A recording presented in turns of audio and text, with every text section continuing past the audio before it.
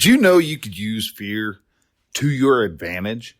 You could actually use this as an incredibly helpful and powerful tool. And that's what we're going to talk about today on episode 26 of The Relaxed Male.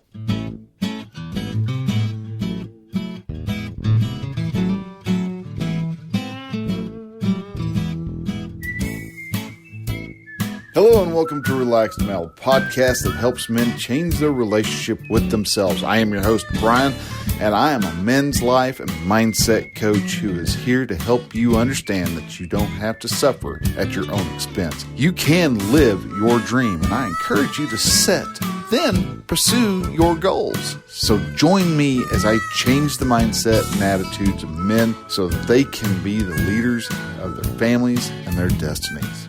Hey man, hello and welcome to The Relaxed Male. All right, so going to start this run off with the question of the week. I know I forgot to do my question of the week last week. And so that's what we're going to be talking about right off the bat. We're going to start off with this segment and just kind of see how it goes. And then from there, we're going to dive into the main topic. So, like I said a couple of weeks before, when it comes to this section, if I have somebody who actually submits a question to me, I will actually use that. If not, then what I'm going to end up doing is just grabbing some typical questions that I find over online, over at like Quora and some of the other places, question and answer sites like that. And so today, actually kind of just a funny one is going to be, what's the hardest thing about parenting teens? So what is the hardest thing about parenting teens? I would like to go off and do, we could always take it a funny angle and say it's their attitude, but, I'm really was kind of tempted to just say, blame it on society, but that's not even it. The hardest thing about parenting teens is their free will. Honestly, it's, you would like for a teen to do what you say and not learn life through the school of hard knocks. We all seem to want to learn how to not do something by doing it the hard way. Yet that's the way we learn. We all learn that way. Yeah, we know now that nothing good comes about after midnight. We all have a good idea that, hanging out with those quote unquote friends of yours are the reason why you keep getting harassed by the police. That's the fact that, if you would just sit down and do the homework, life would be a lot easier. You would have, you wouldn't have to worry about having a low D in math if you actually just was to do your math homework. The element of free will just causes a big headache for parents. And it causes a headache for the teens because, they're doing what they want to do, and they are exercising their free will. They have gotten to the age to where they realize, holy smokes, dude, I've got free will. I will do what I want to do. My old man ain't going to can tell you all he wants. He's going to ground me. So I just will act. I mean, that's whenever I was growing up, I would do stuff, get myself into trouble, stay out, past curfew, things like that. And the common thing was to be grounded from, say, my car. So free will wise, it's a battle between parents and kids. If you're taking the wrong attitude with raising children and trying to bring up a teen that will come to you with their problems and things like that. The issue that, like my parents had was that if they said I was grounded off the car, I was like, oh, okay, fine. I mean, I would live 2 blocks from the high school, 3 blocks from the junior high.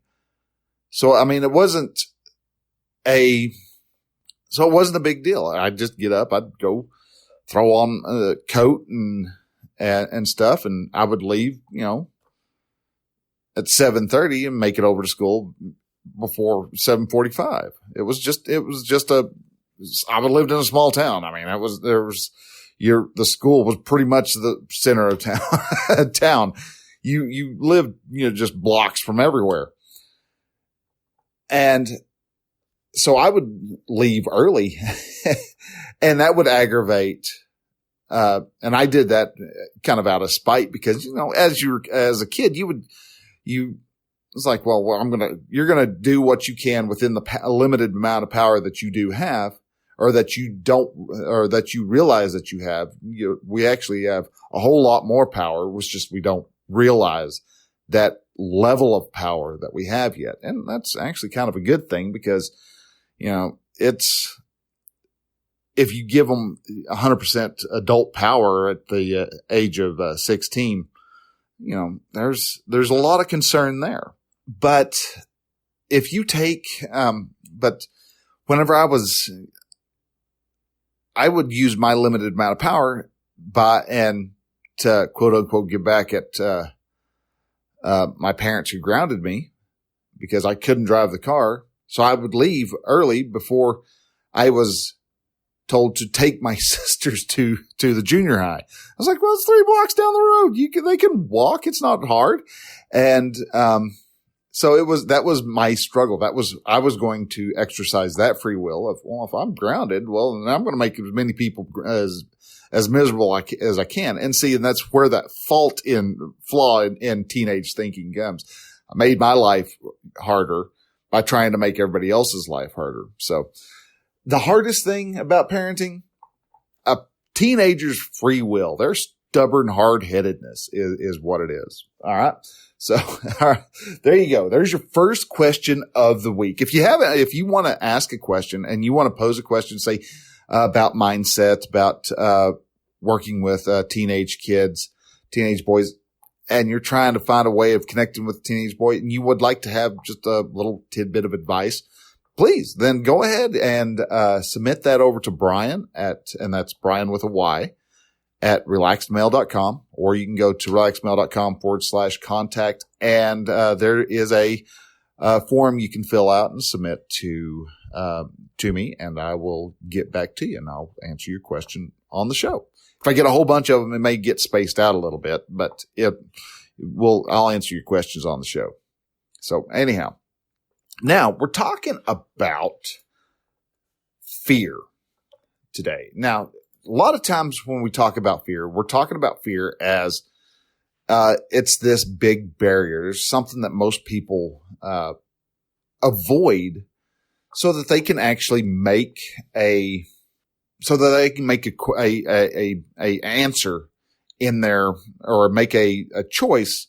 And a lot of times when that choice happens, that we're doing it, we make a wrong choice because of fear. I don't want my wife to worry about me losing my job, so I won't tell her. Just kind of an extreme example, I understand, but still, it does happen. Sometimes guys won't tell their wife, "Hey, I just got myself fired because I was, caught drinking on the job," or whatever. A lot of times problems pile up and they cause us to lose our job. And we take that fear of how somebody else is going to react, and that causes a breakdown in communications. And so there are problems that originate in fear. Scarcity mindset is a fear-based mindset. Fixed mindset can turn into a fear-based mindset because all of a sudden your abilities to do a really good job all of a sudden are threatened because you're not able to rely on your talents as much. And fear can be a good thing. I mean, a couple of examples is when I was a little kid, I would sneak into the kitchen to get like a push up, which is not a bra, but it's actually orange sherbet. We used to get it from a company called the Schwan Man. and or from Schwann's, and the Schwann man would come and he'd have all sorts of different types of ice cream. There'd be like fudge bars, which are incredible. And then also push-ups. And they were just this cardboard tube that had orange sherbet stuffed in it. And at the end was this little plunger that as you licked up the sherbet, you would push up from the bottom and you'd get more sherbet. And so you just, and then lick it all up and gone. And it was gone, 5 minutes. And it was a good little snack to have. So I would, at times get up at night, and decide, you know what, I want to push up. And so I'd sneak off into the kitchen, and we had a freezer that was on one end of the kitchen and dining room area of our old house. And so I'd sneak in there, and mom and dad's bedroom was just right off the kitchen. And so you had to be real quiet. Well, I walked into the kitchen, and we have the stove light on, which is typical for Southern families. We would have a little bit of light. So if you wanted to go grab something to drink, drink of water or whatever, you saw what you were doing. Well, I walked in there, and we used to have a big pillar candle, and it sat on a little pedestal, and it would set up on there. And, it was, just kind of a home decoration. It smelt really nice, but it also we used it a couple times whenever, we'd have a power outage. Lights would go out. So we'd start lighting candles so we could see. We were in the older days when you had, LED lights. So we didn't use flashlights because they were big and heavy and batteries are expensive. So we just lit a bunch of candles. Still use that actually today here at this house when we lose the electricity. And so I walk in to the kitchen, and as I'm walking in, I'm kind of looking to make sure no one's up or anything. And that pillar candle was just kind of sitting on the bar. And as I walked in, all of a sudden, the candle fell over. Now the pillar candle was, I don't know, probably 3, maybe 5 inches across, if I'm remembering right. But it was sitting on a pedestal that's probably about 3 inches off the ground. And it really shouldn't, because it also has a little spike in the middle. So that to actually hold the candle in place so it doesn't slide around. But for whatever reason, this candle toppled over, landed on the bar with a foot. And when that happened, oh my God, you thought somebody had just, an alligator just clamped onto my butt cheek or something, because I jumped I think I came almost to the point of hitting my head on the ceiling, but, I jumped, and then I was already in 7th gear, running by the time my feet actually hit the ground again, and took off and ran back, into my bedroom. And I think I leapt from the doorway, because, you got your boogeyman that lives underneath the bed. So I jumped from the doorway, and I sailed through the air for a good 10 minutes before I actually landed on the bed. It was because it's a long room. And so you have to, and I swear I know it didn't happen, but that's way it felt at that time is, oh my God, and this was during the time when Poltergeist came out, to kind of give you an idea of how long ago this was and how little I was.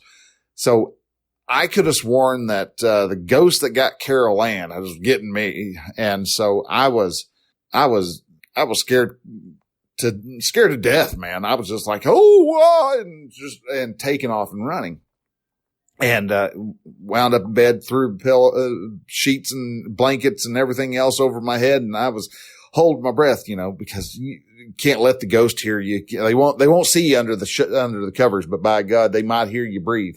So won't hear the springs creaking as you're shaking to death, but still, but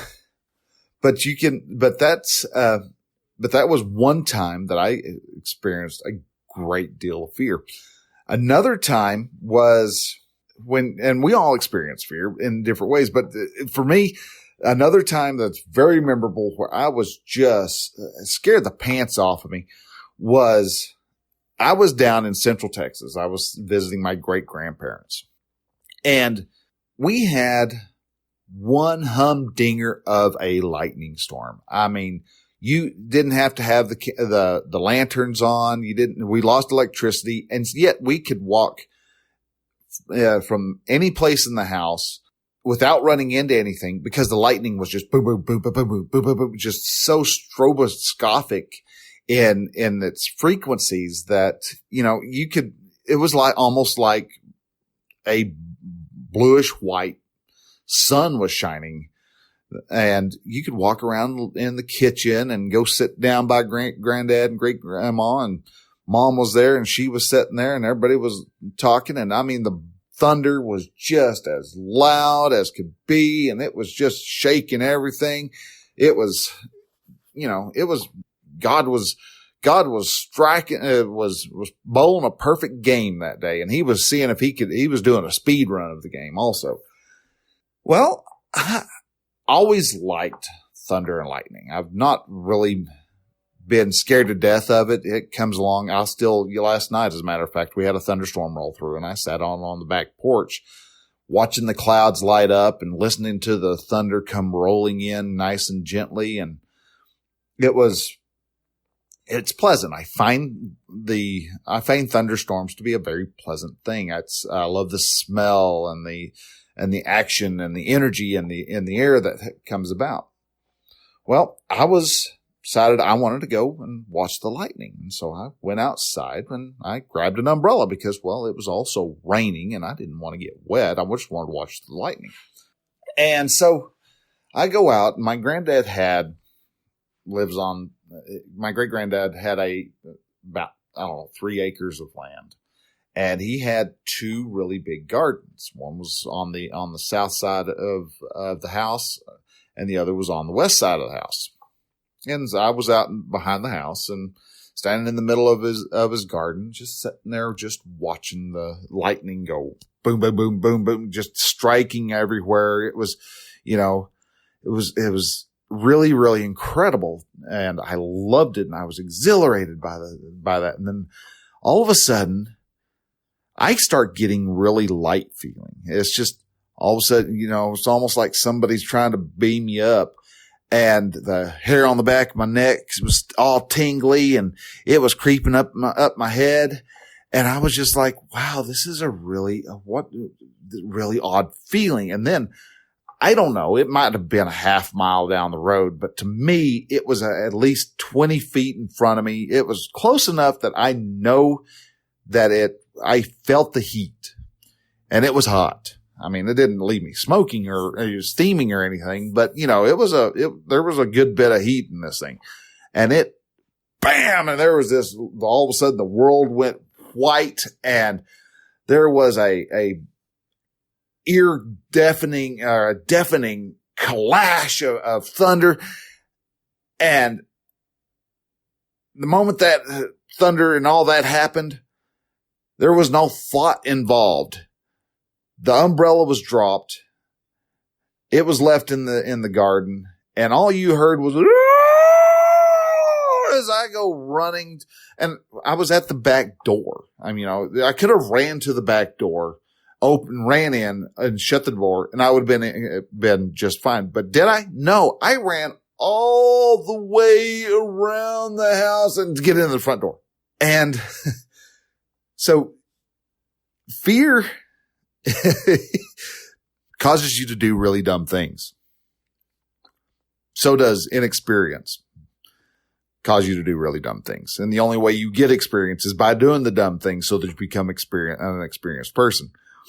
So, but anyhow, these 2 instances are great examples of 3 things. You got surprise, stupidity, and fear. Obviously, the surprise, the candle falling over, and it's a given that stupidity is for the lightning, but both generated fear and blind fear, where you're not thinking. There is no thought going on. You're in fight or flight or freeze. And I didn't freeze on any of those. it was strictly flight. And like on the first one, I think I did literally fly at least two times. That type of fear, that blind fear, is an example of where your amygdala, which is where fear and actually all emotions kind of generate from. If you're feeling good and feeling happy, your amygdala goes, oh, okay, well, you're good. You're good. All right. And lets your superior thinking, your upper thinking, your prefrontal cortex actually do its job.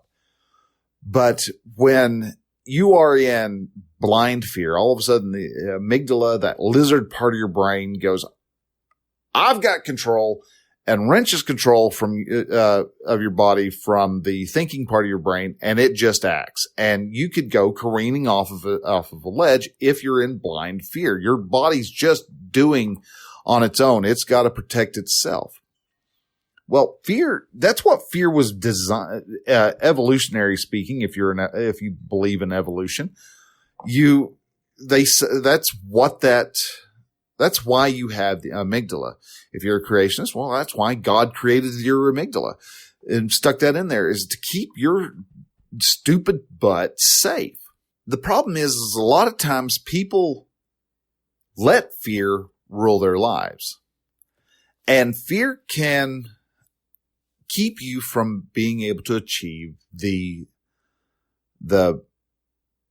happiness and the goals and the success that you actually want. And yeah, in your brain, and your amygdala is very, very smart, very, very clever in that it can make your fears seem reasonable. Well, I can't write a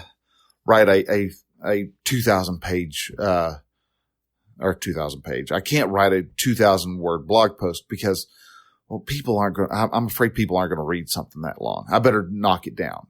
Or I can't go onto Facebook. That would be, do a live stream on Facebook because people aren't going to want to see what I like. Nobody cares what I look like. I'm going to look stupid on there. You're afraid you're going to look stupid. You're afraid no one's going to read your stuff if you make it too long.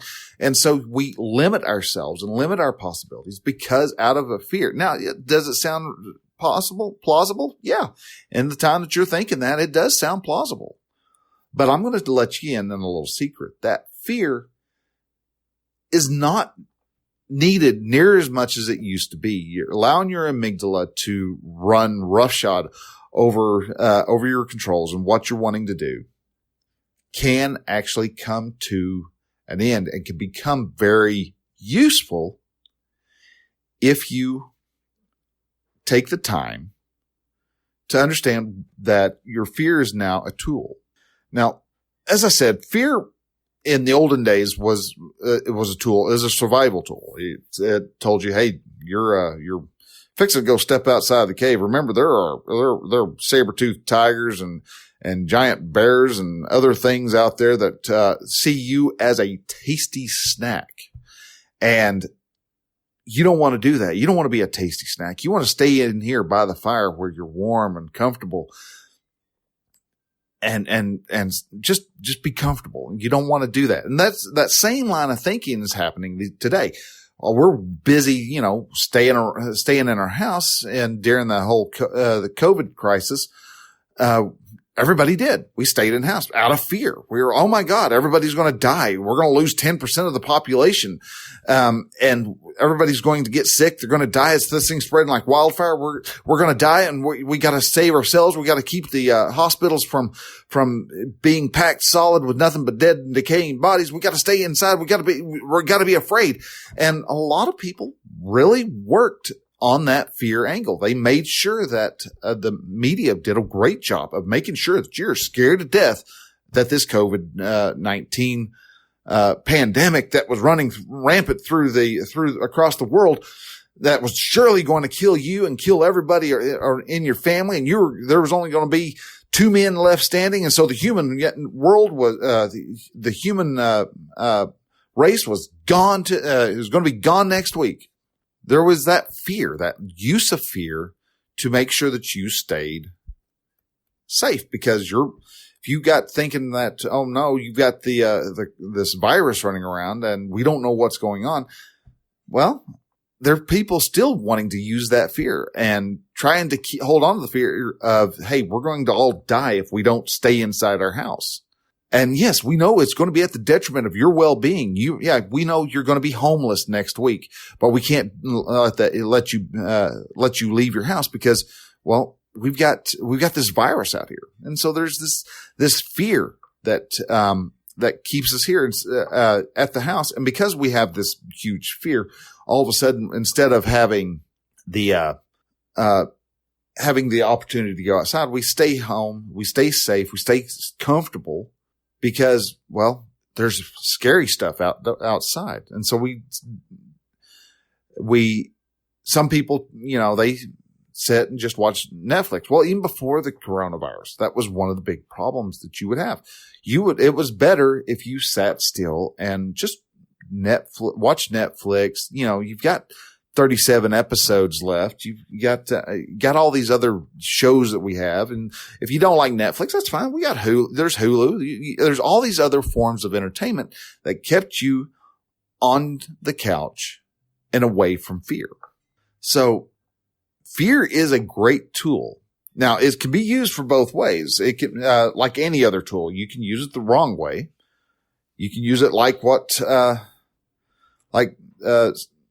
media these days was using fear of the coronavirus, making sure that you stayed inside, made sure that you didn't venture out, or if you did, you had yourself wrapped up in plastic and masks because, you didn't, masks were bad. No, they work. No, never mind. They don't work. Yeah, they do work. You're getting all this conflicting information, and the conflict information helps kind of keep the confusion, which helps keep fear generated because knowledge of stuff drives the fear away. But also fear is very well used for, your common, run-of-the-mill tyrants, dictators. They not just media-wise of, hey, let's scare you into staying inside, but let's scare you to stay loyal to a particular government. So people use fear as a means to manipulate. Now, this isn't a political deal. This is just, because we use fear of, you want to get a spanking when we're talking to our kids. We use the fear of, well, I'm the parent, I said so, and we try to lord over our kids. And when they're little, yeah, you kind of have to. You have to have them understand that I'm not going to let you do something, and kind of help them understand the ground rules. And eventually, and teenagers are a great example of this, eventually they get tired of being told, hey, I'm in control, you're not. And so that's where a lot of the teenage rebellion actually comes from, is because they have gotten tired of living under a layer of fear that you're going to go off and give them swats. And yeah, swats are not pleasant, but they're not going to kill you either. Fear, one thing that a lot of dictators and stuff don't realize when using fear erodes a person's sense of self-being, to the point to where eventually they do get tired of it. They get tired of being so worn down and scared. And if you start trying to act out against that, well, they crank that fear up just a little bit more. So take like North Korea, where if they work the fear of, if somebody defects, well, that's fine. You can defect. I'm not going to try to bring you back, but all those relatives you left behind, they're going to work in labor camps and be put into re-education camps, and they're going to be punished for your crime. And so, and that holds people to a level of, well, I can't leave because I have to take care of my family. If I can leave and take all my relatives with me, great. But at the same time, they usually will start not just your immediate family, but they'll start punishing your extended family. So out of fear, because somebody eventually will be scared enough to go, dude, you don't want to do that. Don't run off on me like that. Because if you do, I'm going to jail and I may not live. Or think of great grandma, those types of things. But fear can also be used as an advantage. And Mastin Kipp is the author of, what was the name of that book? His book is actually called Claim Your Power. And what he had a really good, and actually the inspiration for this podcast episode was the saying, unless you're in mortal danger, fear is a compass showing you where to go. And hearing that quote was one of those little moments where all of a sudden a switch flipped, and it's like, of course, yes, that's kind of what I've been saying. I'm just not saying it as eloquently as what Mastin Kipp actually said. And it is, if you're in mortal danger, fear. Well, and even in mortal danger, your fear is a compass showing you where to go. But when you're not in mortal danger, you actually want to go the direction of the fear. Find that place where all of a sudden the fear of what you're wanting to do becomes so great that you're hardly able to stand. And then hitch up your britches, tie your sandals on a little tighter, and you need to venture off in the direction that scares you most. A lot of people, when they're they're helping you set up goals, one of the things they ask is, well, does this goal scare you? If not, then there's a good chance you don't have either a big enough goal, or the goal isn't right for you. So you want to start doing goals that kind of freak you out. I don't think I'm worth, $1 million a year. Well, that's probably the direction you want to head. How do you get that? Well, I don't know. There's other things I need to be doing besides for trying to get a business up to $1 million a year. That's probably the direction you really need to go. There are different things that, we are so afraid of of the unknown, yet that a lot of times we actually will forget to actually breathe. And that's one of the most interesting things about it. Dr. Fitzpearl's, he's an MD and a psychiatrist and founder of what's called the Gestalt theory. A Gestalt therapy, not theory. Actually has a saying that fits in with this perfectly. And that is, fear is excitement without the breath. And have you ever noticed when you're scared, you hold your breath in? You're holding that fear in. But the moment you let the breath go in, all of a sudden that fear switches to excitement. Look at a roller coaster. You're riding up, and as you go screaming down, you're holding your breath in. You're scared for your life. Oh my God, how tall is this roller coaster? It's going down. So we've got to be hitting Mach 2 now.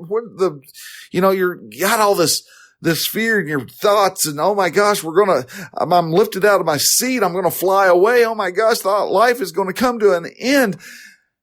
And then when it bottoms out and you go up and start doing the loop, you're like, and you take a breath, and all of a sudden that fear, oh my God, I'm going to die, becomes excitement because you took that breath. You started breathing, and you took a deep breath, and it becomes excitement. And we do the same thing even when we're aiming to goals. Now, granted, we're still breathing, as we work towards our goals, but we worry about that fear. What if I fail? What if I fail? Oh, I didn't fail. This is awesome.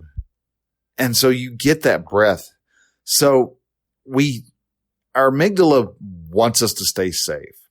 Our amygdala wants us to stay in a comfortable, familiar area. And the moment you venture off into the most unknown portion, that's where you start to develop the needed skills that are required so that you're actually able to get to the next level where there is basically the same problem that you're going to face again, which is something of the unknown, but you're going to have a few more skills that will help build a ladder to get you closer to those steps, to the even next level. So work with the fear. Take a look at that fear.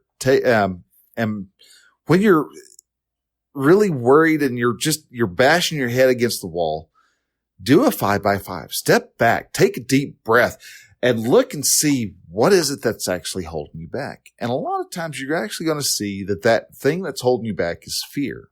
So for this week, I want to try to throw a bit of an assignment to you. Let's see if we can start getting some progress made towards whatever issue you're running up against.